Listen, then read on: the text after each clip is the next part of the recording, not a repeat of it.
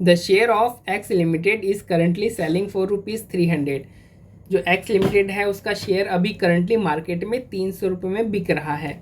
जो risk free rate जो हमें दे रखा है ना, जो रिस्क फ्री इंटरेस्ट रेट जो दे रखा है वो 0.8% पर मंथ दे रखा है, पर एनम नहीं दे रखा, पर मंथ दे रखा है। तो इससे हम ये एज्यूम कर सकते हैं कि ये इंटरेस्ट रेट कैसा है, ये जो इंटरेस्ट रेट है ना ये मंथली कंपाउंड हो रहा है।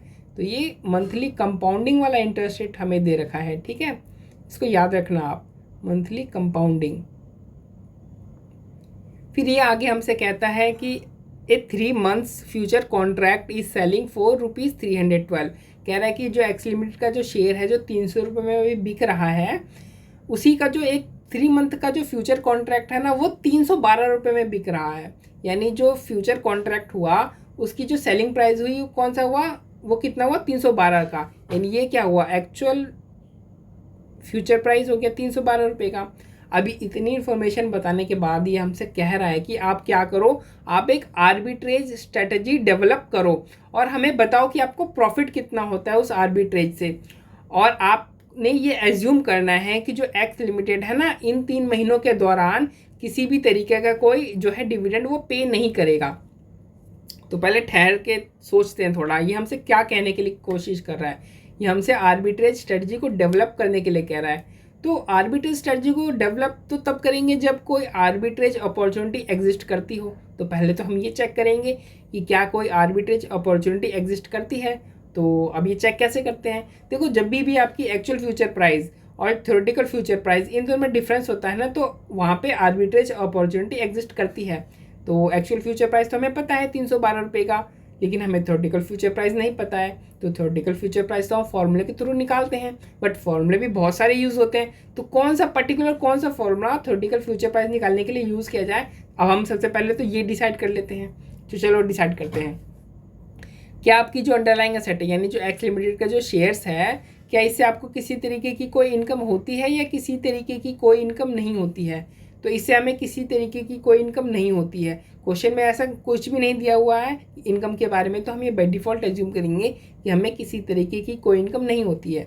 ठीक है, कि आपको किसी तरीके की कोई इनकम अगर नहीं होती है तो जो इंटरेस्ट है आपका ये सिंपल वाला है, कंपाउंडिंग वाला है या फिर कंटिन्यूसली कंपाउंडिंग वाला है। तो अभी हमने यहाँ पे ऊपर देखा तो कि जो हमारा इंटरेस्ट है वो कैसा है, मंथली कंपाउंडिंग का है। तो इंटरेस्ट कौन सा होगा, कंपाउंडिंग वाला। तो जब भी हमारा अंडरलाइंग एसेट से किसी भी तरीके का कोई इनकम नहीं होता है और जो हमारा जो इंटरेस्ट रेट होता है वो कंपाउंडिंग वाला होता है, तो हमारा ये फॉर्मूला यूज़ होता है। कौन सा फॉर्मूला होता है, हमारा ये वाला फॉर्मूला यूज़ होता है। इसमें जो हमारा आर होता है, आर क्या होता है, आर का मतलब होता है interest rate of compounding period, interest rate of compounding period. तो हमारा कंपाउंडिंग पीरियड क्या हुआ, तो ये हर महीने कंपाउंड हो जाता है, यानी हमारा कंपाउंडिंग पीरियड 1 मंथ का हो गया। अब इस 1 मंथ का इंटरेस्ट रेट क्या हुआ, इस 1 मंथ का इंटरेस्ट रेट हमें दे रखा है 0.8%। तो हम यहाँ पे 0.8% को हमने एब्सोल्यूट टर्म्स में लिख दिया। और टी मतलब होता है number of periods of compounding, की इस पीरियड के दौरान कितनी बार नंबर ऑफ कंपाउंडिंग होती है। तो 3 महीने का पीरियड है और जो कंपाउंडिंग पीरियड है वो 1 महीने का है, यानी कितनी बार कंपाउंडिंग हो जाएगा, 3 बार कंपाउंडिंग हो जाएगा। तो टी क्या हुआ, टी हमारा 3 हो गया। और स्पॉट वैल्यू क्या हो गई, जो शेयर है वो करंटली 300 रुपये में बिक रही है, यानी स्पॉट वैल्यू हमारी 300 हो गई। तो इसको रख, इस फॉर्मूले में इन फिगर्स को रख करके जब आप सॉल्व करोगे ना, तब आपकी थ्योरेटिकल जो फ्यूचर प्राइस है वो 307.26 आ रही है। यानी आपकी एक्चुअल फ्यूचर प्राइस 312 हुई और जो थ्योरेटिकल फ्यूचर प्राइस हुई वो 307.26 हुई। यानी इन दोनों में डिफरेंस है, यानी इन दोनों में डिफरेंस है तो जो आर्बिट्रेज अपॉर्चुनिटी है वो एग्जिस्ट करती है। ठीक है, आर्बिट्रेज अपॉर्चुनिटी एग्जिस्ट करती है। अब आर्बिट्रेज स्ट्रेटजी को डेवलप किया जाएगा।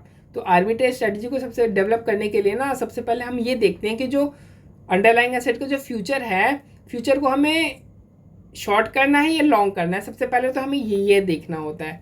अब देखो, एक आर्बिट्रेज होता है, एक हैजिंग होता है, दोनों में ना ट्रांजैक्शन सेम होते हैं, बट इसमें 2 डिफरेंस होता है आर्बिट्रेज और हैजिंग में। सबसे पहला डिफरेंस तो होता है ऑब्जेक्टिव का, जहाँ पे जो हैजिंग होता है उसमें रिस्क को कम करना ये ऑब्जेक्टिव होता है, लेकिन आर्बिट्रेज में जो मेन ऑब्जेक्टिव या यूं कह लो कि आपका जो सिंगल जो ऑब्जेक्टिव होता है वो होता है प्रॉफिट कमाना। दूसरा ये होता है कि जो हैजिंग होता है उसमें हम क्या करते हैं, जो अंडरलाइंग एसेट होता है ना उसमें हम ऑलरेडी पोजीशन ले चुके होते हैं और फिर उसके बेसिस पे हम डिसाइड करते हैं कि हमें उस अंडरलाइंग एसेट्स के फ्यूचर में क्या पोजीशन लेना है। जबकि आर्बिट्रेज में ठीक उसका उल्टा होता है। आर्बिट्रेज में क्या होता है, हम फ्यूचर सबसे पहले हम पोजीशन फ्यूचर में डिसाइड करते हैं कि हमें फ्यूचर में कौन सा पोजीशन लेना है और फिर उसके बेस पे हम डिसाइड करते हैं कि हमें उसका जो अंडरलाइंग एसेट है उसमें क्या पोजीशन लेना है। तो हम यहाँ पे आर्बिट्रेज अपॉर्चुनिटी को जो आर्बिट्रेज जो स्ट्रेटजी है उसको डेवलप कर रहे हैं। तो सबसे पहले हम पोजीशन डिसाइड करेंगे कि हमें फ्यूचर में कौन सा पोजीशन लेना है, लॉन्ग पोजीशन लेना है या फिर शॉर्ट पोजीशन लेना है। तो इस अब फ्यूचर में हम पता कैसे करें कि हमें लॉन्ग पोजीशन लेना है कि शॉर्ट पोजीशन लेना है। तो इसके लिए हम वही जो हमारा जो कंपैरिजन है ना, actual future price versus theoretical future price, इन दोनों को कंपेयर करके ही हम पता करेंगे कि हमें फ्यूचर में लॉन्ग पोजीशन लेना है या फिर शॉर्ट पोजीशन लेना है। तो एक्चुअल फ्यूचर प्राइस हमारी 312 हुई, यानी खैर छोड़ो, एक्चुअल फ्यूचर प्राइस 312 हुई और थ्योरेटिकल फ्यूचर प्राइस 307.26 हुई, यानी थ्योरेटिकल फ्यूचर प्राइस कम है।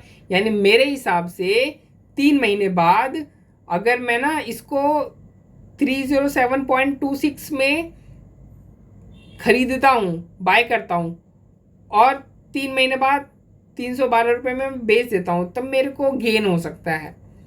गेन तो कब होगा ना, गेन तो तभी होगा जब मैं ज़्यादा में बेचूंगा और कम में खरीदूंगा, मतलब कि कम में खरीदूंगा और ज़्यादा में खरीदूंगा, तभी तो मेरे को गेन होगा। तो यानी कि मेरे हिसाब से ना जो फ्यूचर की जो प्राइस होनी चाहिए वो 307.26 है, मतलब फ्यूचर ओवर प्राइस है।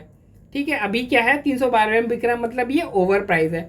तो मैं फ्यूचर को क्या करूँगा, मैं अभी क्या करूँगा ना, फ्यूचर को मेरे को प्रॉफिट कमाना है तो मेरे को ज़्यादा प्राइस से बेचना पड़ेगा, कम प्राइस पे खरीदना पड़ेगा। तो ज़्यादा प्राइस कौन सी हुई, ज़्यादा प्राइस 312 रुपये वाली हुई। यानी अभी करंटली मेरे को फ्यूचर को क्या करना चाहिए, मेरे को फ्यूचर को अभी शॉर्ट कर देना चाहिए।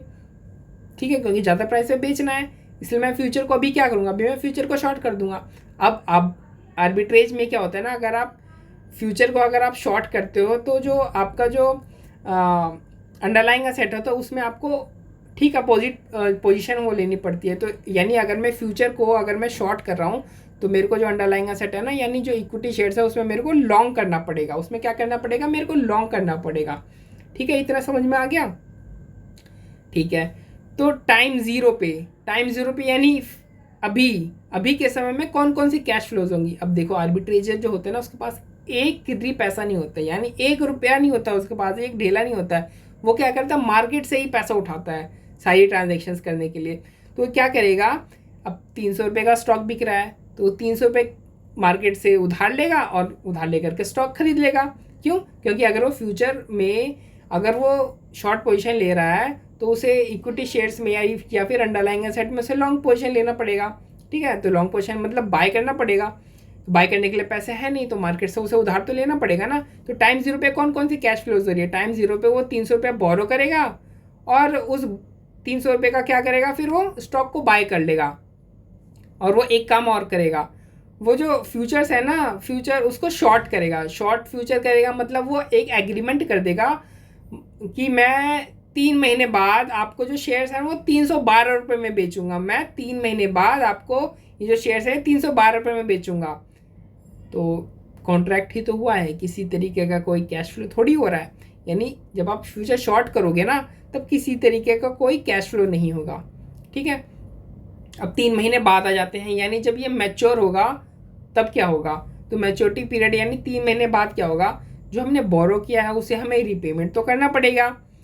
तो रिपेमेंट तो करेंगे लेकिन इंटरेस्ट के साथ रिपे करना पड़ेगा। और इंटरेस्ट क्या है, इंटरेस्ट रेट हमारी 0.8% पर मंथ की है।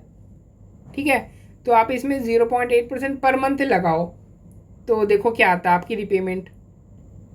और यहाँ पे जो आप जो रिपेमेंट वाला जो लगाओगे ना इंटरेस्ट, ये इंटरेस्ट ध्यान रखो यहाँ पे इंटरेस्ट रेट कंपाउंडिंग वाला है, यानी हर मंथ आपको जो इंटरेस्ट है वो कंपाउंडिंग यानी इंटरेस्ट के ऊपर इंटरेस्ट लगेगा।